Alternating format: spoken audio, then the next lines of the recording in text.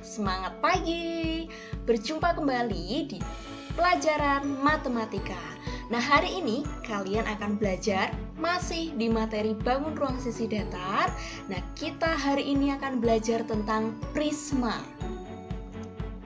Kita lihat prisma itu apa dan bentuknya bagaimana.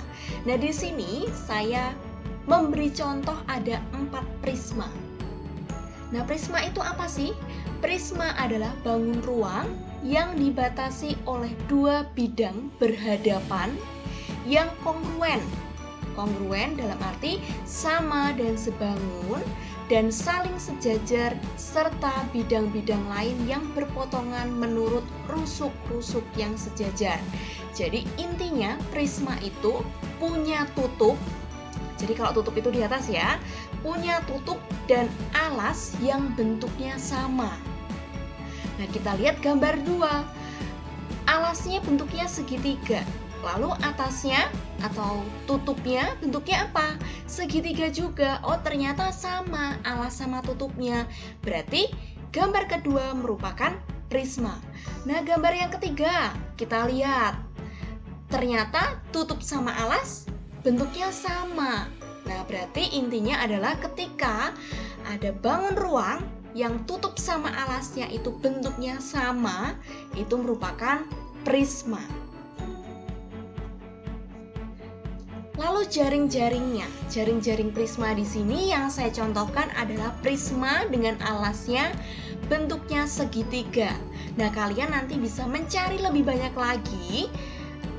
Bisa dari buku, bisa dari googling dan lain sebagainya.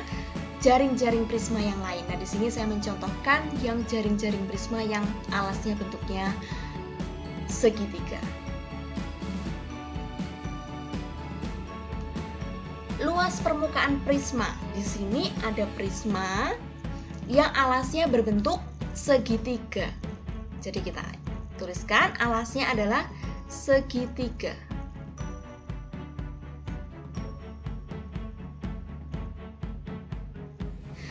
Lalu, luas permukaan prisma. Rumusnya apa? Rumusnya adalah 2 kali luas alas ditambah keliling alas dikali tinggi. Jadi ini wajib ada kurungnya. Kalau tidak ada kurungnya, salah karena nanti bingung. Ini dikali dulu atau ditambah atau bagaimana? Begitu ya. Lalu di sini saya berikan keterangan luas alas dan keliling alasnya menyesuaikan gambar karena tadi alas prisma itu bentuknya bisa bentuknya segitiga, bisa bentuknya persegi, bisa bentuknya yang tadi segi 5 dan lain sebagainya. Jadi alasnya itu tergantung bentuknya apa. Nah, berarti kalau di sini pada gambar ini, oh alasnya ternyata bentuknya segitiga. Berarti di sini luas alasnya berarti di sini 2 dikali luas segitiga ditambah keliling alas. Nah, keliling alasnya itu berarti keliling segitiga karena alasnya bentuknya segitiga. Dikeliling segitiga dikali tinggi. Tinggi di sini adalah tinggi prisma. Jadi saya tuliskan TP begitu ya, biar lebih mudah. Oke, berarti tinggal nanti kita masukkan rumusnya. Nah, kita ingat-ingat. Luas segitiga. Luas segitiga itu apa? Masih ingat? Luas segitiga itu adalah setengah dikali alas dikali tinggi segitiga, bukan tinggi prisma ya. Nah, tinggi prismanya yang di sini. Nah, kalau keliling segitiga. Keliling segitiga itu adalah S ditambah S ditambah S. Tergantung kita lihat sisinya itu apakah sama panjang atau bukan sama panjang. Jadi bukan 3S ya. Lalu dikali tinggi prismanya. Nah, kalau alasnya bentuknya persegi gimana ya? Nah, kalau alasnya bentuknya persegi. Nah, kalau alasnya itu adalah persegi atau persegi panjang, gitulah ya. Kalau alasnya bentuknya persegi panjang, berarti 2 kali luas alas. Berarti saya tuliskan luas permukaannya 2 kali luas persegi panjang ditambah, jangan lupa ini dikurung, keliling alas, berarti keliling persegi panjang dikali tinggi prisma. Nah, luas persegi panjang, kita ingat-ingat, itu adalah pelajaran di SD. Berarti sudah ingat semua ya. Berarti 2 dikali luas persegi panjang adalah panjang dikali lebar ditambah keliling persegi panjang. 2 dikali P ditambah L dikali tinggi prisma. Tinggal nanti kalian melanjutkan, masukkan angkanya. Begitu ya, sangat mudah ya. Nah, kita lihat contohnya. Luas permukaan prisma pada gambar di samping. Kita ingat-ingat, tadi kalau prisma itu alas sama tutupnya bentuknya sama atau tidak ya? Oh, ternyata bentuknya sama. Kita dapat ketahui bahwa alasnya di sini adalah bentuknya segitiga siku-siku, karena ada ini ya.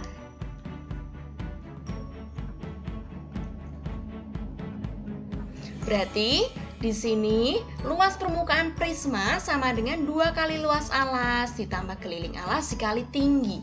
Berarti sama dengan 2 dikali luas alas. Alasnya bentuknya segitiga siku-siku. Berarti luas segitiga ditambah keliling alas. Berarti keliling segitiga dikali tinggi prisma. Begitu ya. Sama dengan 2 kali luas segitiga. Berarti 2 dikali luas segitiga tadi apa?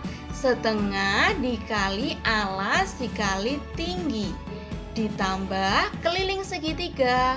S ditambah S ditambah S, ini kita kurung, dikali tinggi prisma. Sama dengan, lalu ini bisa kita sederhanakan, 2 dibagi 2 1, 2 dibagi 2, 1. Berarti tinggal 1. 1 tidak usah ditulis, tidak masalah. Berarti tinggal A dikali T alasnya. Alasnya berapa?